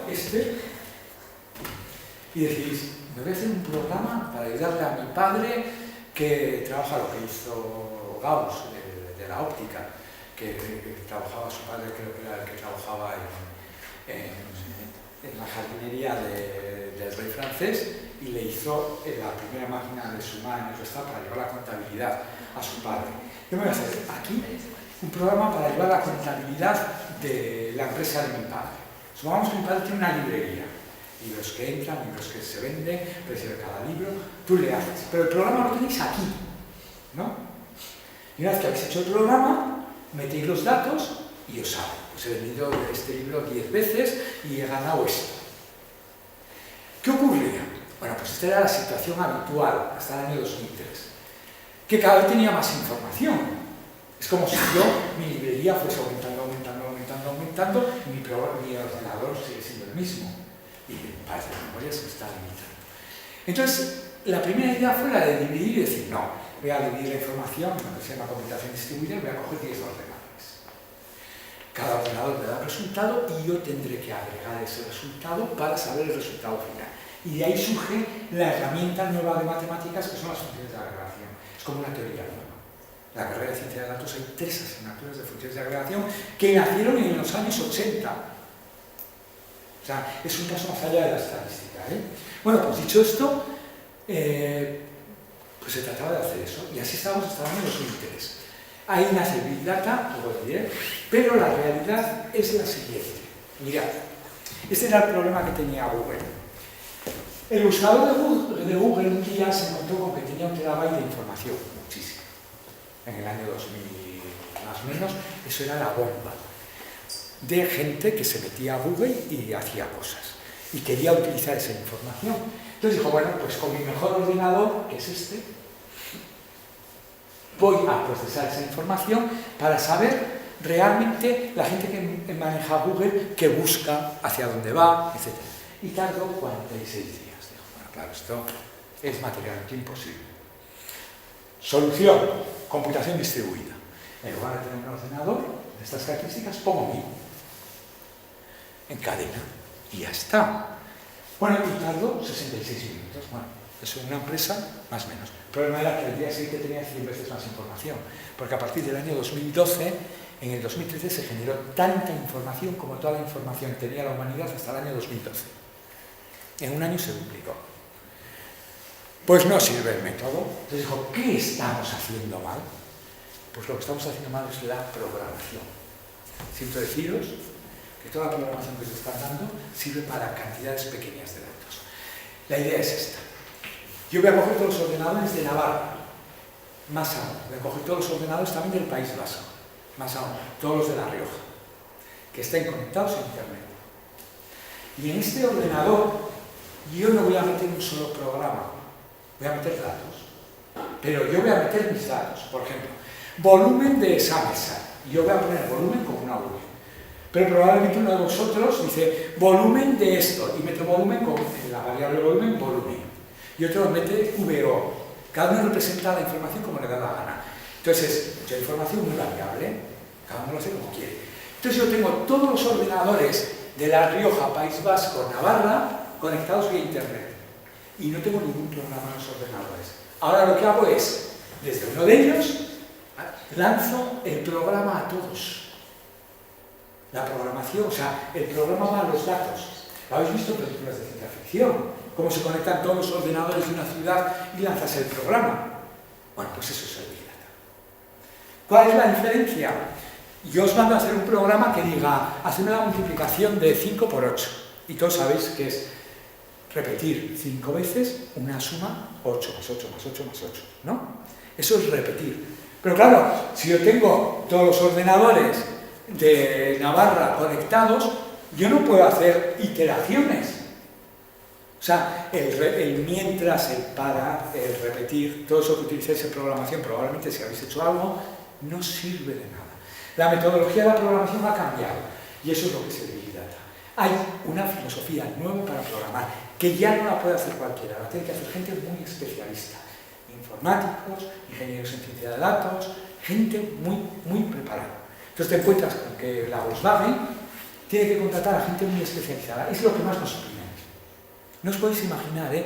Yo cada semana recibo 4 llamadas de estas para gente que sepa programar esto, porque ya no un ingeniero cualquiera de telecos o de industriales sabe programar esto. No se programa porque los ciclos no se pueden hacer. Demanda social, toda. Pero cuando os digo toda es toda. Sueldos. En Estados Unidos, los únicos sueldos que han subido el 18% el año pasado, en el 2017, son los de ciencia de datos de esta gente. Eso no se sabe hacer, no es tan fácil. Entonces es como el boom, es una forma de programar totalmente distinta, lo que se llama el modelo MapReduce. Rápidamente, ¿cuál era el problema del MapReduce? Pues que es el Big Data, la tabla de datos, que te da la solución instantáneamente. Pues el gran problema del MapReduce es que, claro, es de Google y es solo. O sea, tú para utilizarlo tienes que pagarles. Entonces llegó y dijeron, esto no puede ser, y entonces llegó Yahoo y dijo, voy a hacerlo en abierto. Y le llamó Hadoop. Hadoop es el nombre del oso de su hijo, del diseñador, es un crío muy pequeño, y le puso ese nombre. Y es en código abierto. O sea, eso ya puede utilizarlo cualquiera. Problema, pues eso, no voy a entrar en esto. El problema, ¿cómo funciona? Mira, funciona así. Cojo todos los datos, los divido en bloques, cada bloque lo mando a un montón de sitios y a cada dato le pongo una clave. Al final fusiono solamente de cada bloque todas las claves, todos los colores, si os dais cuenta, todos los que son de una clave de un sitio, tal, y al final los fusiono. No puedo entrar a más, o sea, podría si tuviésemos tiempo. Pero bueno, pues se funciona así. ¿Cuál es el problema del modelo Hadoop? El que he dicho, que los algoritmos iterativos, las repeticiones no las admiten. Y eso es un problema. Entonces dije, bueno, y los grafos tampoco. En un mapa es siempre un grafo. Entonces tenemos un problema. Entonces, actualmente es el modelo Spark, que lo que está haciendo es intentar meter iteraciones, poder repetir cosas, pero tiene un problema y es que no es estable, no está resuelto el problema. Luego hay toda la investigación que queráis, pero lo que más se está haciendo es el modelo Spark. Aquí todo eso se explica y será, no estamos hablando en ingeniería, será en el máster o donde sea. Entonces el modelo Spark es el que más existe. Entonces, 3 ejemplos. Amazon aprende, utilizando el modelo Spark anterior, de cada vez que uno compra algo. Yo pido 3 libros en épocas distintas sobre la historia que fue en el siglo XII. Si aparece algún libro de historia del siglo XII relativamente cerca, me mandan información. Target, lo voy a decir para que sepáis. Estos son los almacenes equivalentes al Corte Inglés en Estados Unidos. Tiene más cosas. En el año 2014 contrató a un grupo de ingenieros de ciencia de datos para que hiciera un programa y clasificaran a sus clientes. Hicieron lo siguiente, con 13 productos, si tú repites la compra a lo largo de un año, 2 o 3 veces, con 13 productos, saben si eres hombre, mujer, qué te gusta, si te gusta el deporte, si te gusta la cerveza, qué tipo de cerveza, entonces te avasallan. Pero con 24 ocurre lo siguiente. Uno de los científicos de datos más importantes de una de las zonas donde él había querido entrar a trabajar en estos almacenes, no lo habían admitido, empezó a recibir información para mujeres embarazadas. Entonces le preguntó a su mujer diciendo, oye, que este almacén me está bien a mandar publicación para mujeres embarazadas. La mujer le dijo, no estoy embarazada. Tenía ya 4 hijos. Llamó por teléfono a los ingenieros y le dijeron, miren, hay un problema y es que algo les funciona mal en su sistema porque está diciendo que mi mujer está embarazada cuando está embarazada. Ya disculpará, además de los almacenes, dijeron, esta es una persona de autoridad, ya me pidieron perdón, pero a los 2 meses se dieron cuenta que el sistema había seguido mandándole datos para mujeres embarazadas. Entonces, el director de la compañía de la ciudad cogió el teléfono y dijo, me voy a disculpar. Y le dice entonces el otro, no, tengo que rectificar, mi mujer no está embarazada, pero mi hija adolescente sí. Estamos en ese punto. Entonces, claro, la ciencia de datos te controla todo. Todo, que lo sepáis. Bueno, salud, pues lo que he dicho antes de los 144 millones de tweets. Lo bueno que tiene esto, eso es lo malo, lo bueno que tiene es lo de tipos de cáncer de colon, sistemas de ictus. En ictus, por ejemplo, hay 6 tipos de ictus diferentes. Entonces, además, el cáncer de colon, ictus, hay enfermedades que están muy asociadas a zonas específicas. Y no sirve el desarrollo que hacen en Suecia con el que hacen en Sudamérica, porque la alimentación es distinta, el clima es distinto, etc. Entonces, por ejemplo, en el caso de ictus, tenemos un proyecto que son 6 tipos de ictus. El último, evidentemente, es el peor, el primero no lo tienes porque un 40% de la gente que entra con síntomas de ictus no tiene ictus. Y luego hay que clasificarlo. Si eres de tipo 4, por ejemplo, quiere decir que vas a estar más o menos 3 meses ingresado y que si no haces una serie de cosas al año vas a recaer, etcétera, etcétera. Bueno, pues con todas estas técnicas, cuando llega ya un enfermo a urgencias, se sabe más o menos qué va a ocurrir si tiene un ictus, de qué clase es.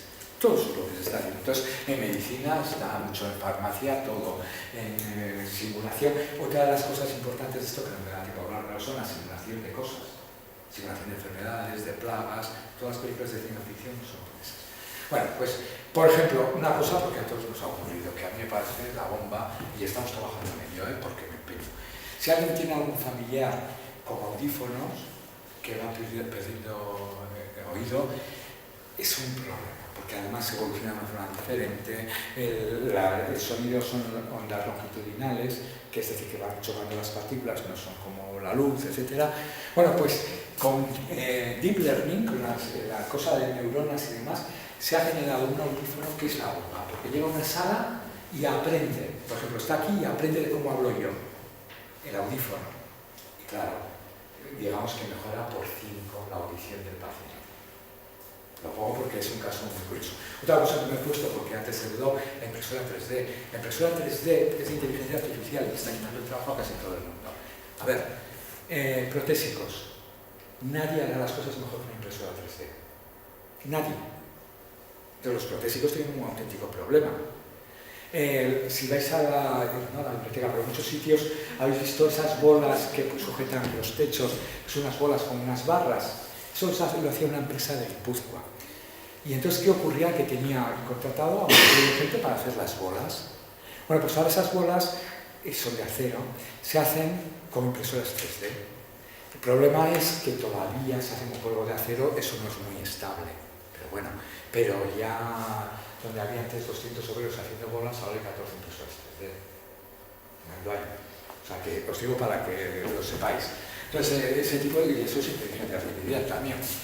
Aquí pongo los campos de inteligencia artificial, pero para hablar no puedo hablar para nada de robótica, de visión artificial, etc.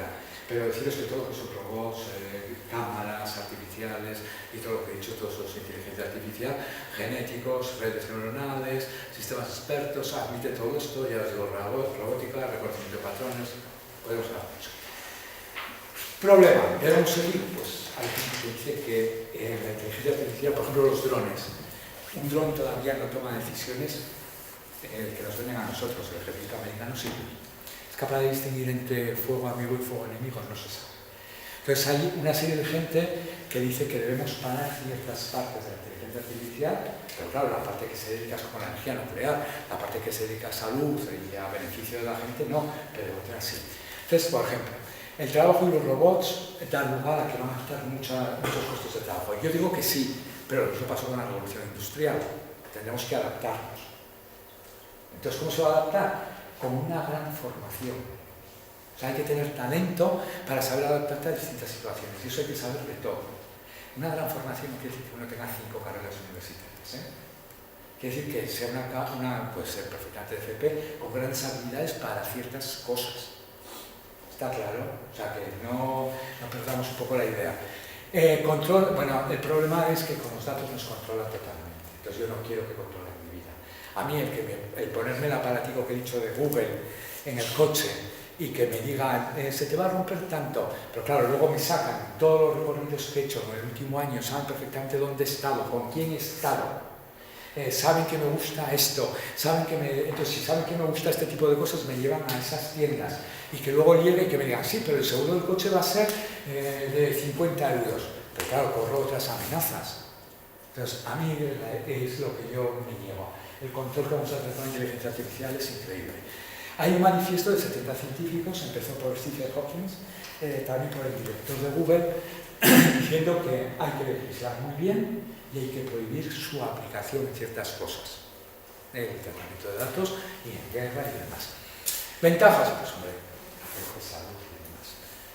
¿Y alguna pregunta más? ¿La inteligencia es heredada o es aprendida? Ahí queda, y podría seguir y seguir y seguir. Entonces, bueno, pues es que el casco, muchas gracias, y siempre...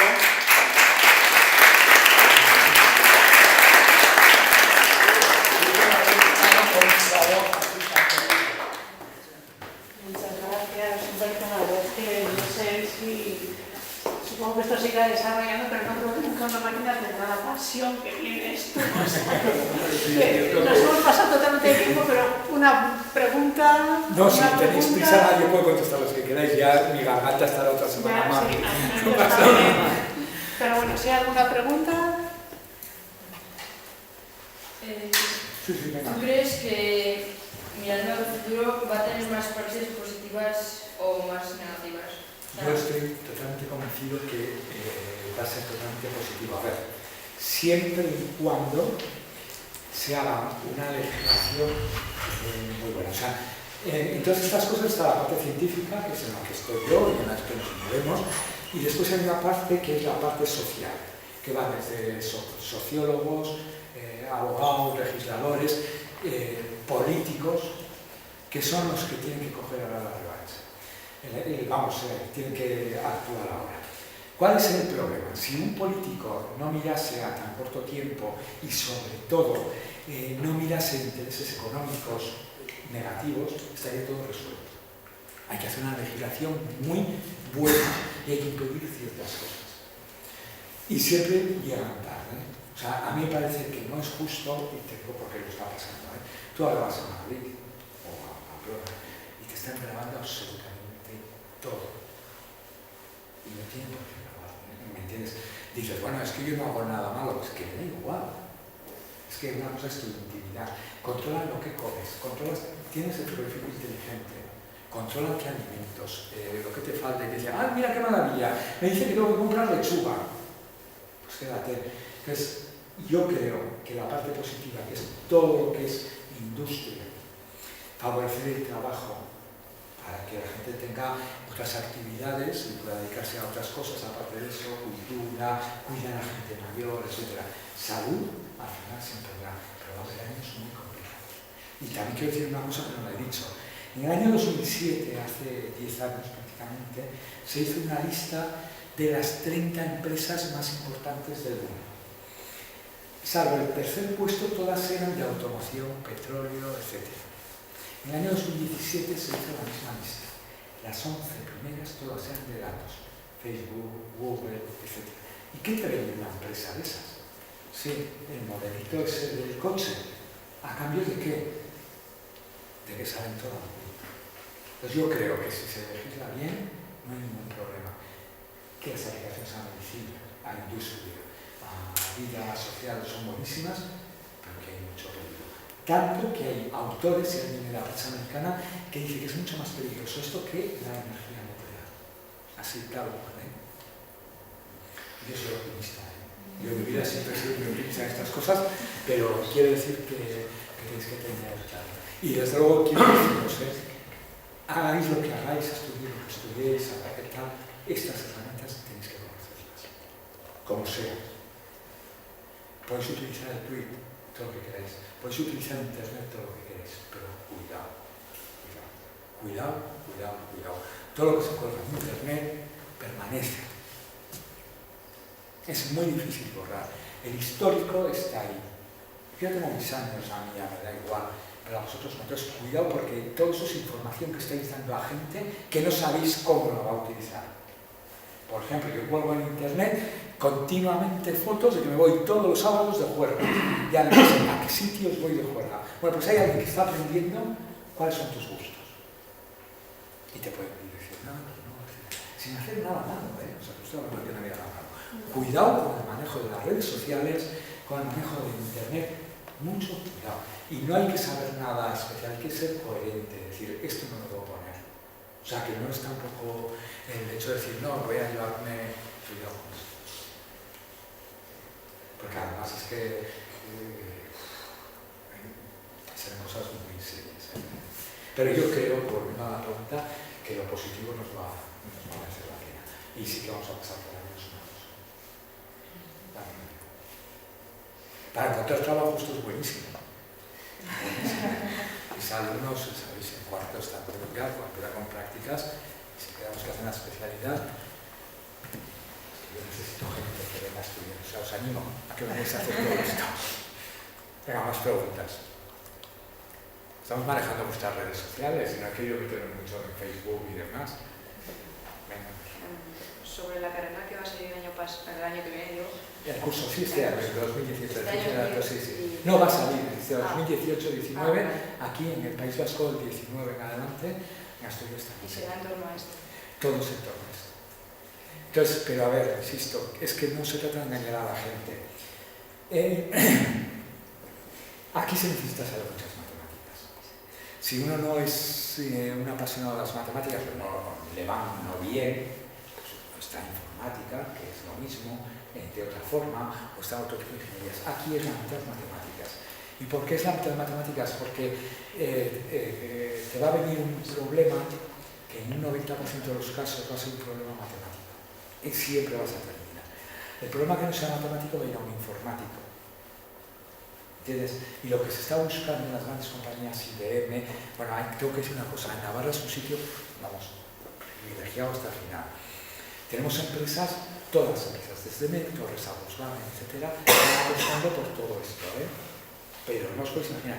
Tenemos algunas empresas que son buenísimas, como las Nano. Las Nano, que hace solamente inteligencia artificial, tiene 40 ingenieros contratados, de los cuales más de la mitad son doctores, y hacen todo este tipo de cosas. O sea, ahora es un sitio privilegiado. Eso es positivo. La parte negativa de eso es la siguiente. Mira, yo estudié en Salamanca. Salamanca es una ciudad que no tiene industria. Pero la gente que hace ingeniería, este tipo de ingeniería, se ha empezado a generar empresas tipo spin-off, solo, con ingenio. Como no se quedaban a trabajar en la industria de Salamanca, que no existe, o Jaén, ¿eh? Y el año pasado Salamanca facturó los parques tecnológicos 30 millones de euros con estas empresas. Es decir, lo bueno que tenemos es que podemos trabajar en grandes empresas que hacen estas cosas, y lo malo que tenemos es que hay gente con mucha iniciativa que no monta la empresa en sitios donde habría que montar. Por la zona de Tafaña, yo soy un juez, la zona de Tafaña tendría que haber 4 o 5 ingenieros con su empresa intentando salir adelante. ¿Entendéis lo que quiero decir? O sea, pero bueno, en Navarra estamos muy avanzados, ¿eh? Y luego el País Vasco, o sea, el País Vasco también está bastante. Cataluña y sobre todo Madrid. Madrid un sitio muy bueno para hacer todo este tipo de cosas es Granada. Decir que ya sabéis que las universidades las clasifican muchas veces por el informe Shanghái y que hay muchas historias. Ese informe también actúa en cuanto a especialidades. Esta es Computer Science. Y a ver, hay 9 universidades españolas en el ranking de las 500 mejores de computación del mundo. La de Granada está a la 43, la de Jaén la 70 y algo, y ya os digo que hay suerte, porque nosotros estamos en la posición 320 más o menos, que es un éxito, ¿eh? Porque es la penúltima universidad que se puso informática en España. Se puso en 2002. Entonces es un éxito, está bastante bien. Pero bueno, en el País Vasco también está, ¿eh? Que son sitios para aprender este tipo de cosas bastante buenos. Y ciencia de datos es una carrera que va a ser. Y dentro de 2 años se pondrá la doble titulación ciencia de datos informática y ciencia de datos económicas. Te digo que tenga más preguntas. Sí. Has hablado de la computación cuántica. ¿Qué relación o qué futuro ves de la computación cuántica? Yo suelo hablar bastante por circunstancias, porque en un momento determinado esta universidad se propuso hacer un centro de imagen médica y fui a Suiza. Entonces ya conocía a Cirac y demás. Depende con quién hablas. Yo creo que hay un problema muy gordo. El problema muy gordo es que falta, digamos, como o afinar más en una axioma de la cuántica o generar un nuevo axioma. Pero la estabilidad es que son milésimas de segundo. A día de hoy, ellos dicen que en 10-15 años se ha descubierto. Yo creo que hay mucha utopía. No digo que no se haga, pero a día de hoy, teniendo en cuenta que las compañías van más para cosas muy concretas, vamos, pero que vamos. Estados Unidos ha puesto y ya la aceleramos. Quiere decir que saldrá. Hablan de 10 años. Si estuviera aquí este chico os diría en 6 años. Pero a ver, ¿me entiendes? Lo iba diciendo hace tiempo. Por eso te digo, es lo que ahora los centros de investigación potentes que pueden permitirse el lujo de vivir de otros proyectos en Estados Unidos están haciendo. ¿Me entiendes? O sea, es la avanzada y que dentro de 5 años todo el mundo va a estar haciendo computación cuántica. El problema, pues ya sabes cuál es. Es que la cuántica, es que en las universidades, ¿quién puede acceder? O sea, hace falta hacer física, saber mucha cuántica, saber mucha computación, y surgirá la titulación. De la misma forma que sale ciencia de datos, pues surgirá la computación cuántica como está, supongo. Pero yo la veo prácticamente imposible. Es verdad. Pero, a ver, yo soy físico, pero soy especialista en ese tema. Sí que creo que van ahí los tiros. Así como en todo momento yo creía en las redes neuronales, siempre, en esto. Pero mira, yo siempre digo lo mismo. Yo voy a investigar en todo aquello que primero se pueda demostrar, si es posible matemáticamente. Segundo, si no se puede demostrar matemáticamente, aquello que los datos digan que lo que estoy haciendo está bien, ¿no? Cuántica no tengo idea. O sea, la estabilidad es muy. Ahora, Sí que ya sabéis que IBM tiene un núcleo cuántico, a ver, y lo que hace, ¿no? Lo que hace es detectar si ha habido infiltraciones en los mensajes. Porque claro, en todo momento, eso sí que es seguro, tú lanzas un mensaje, lo recibes por la verdad, como alguien haya querido entrar, se estalla, cambias de estado y el mensaje te lo borra directamente. Eso ya se alquila, o sea, además es que hay dinero y se alquila, y hay gente que lo está haciendo en España, que se puede hacer. Pero son cosas muy puntuales. Pero bueno, yo no me voy a meter, pero yo creo que va por ahí los tiros.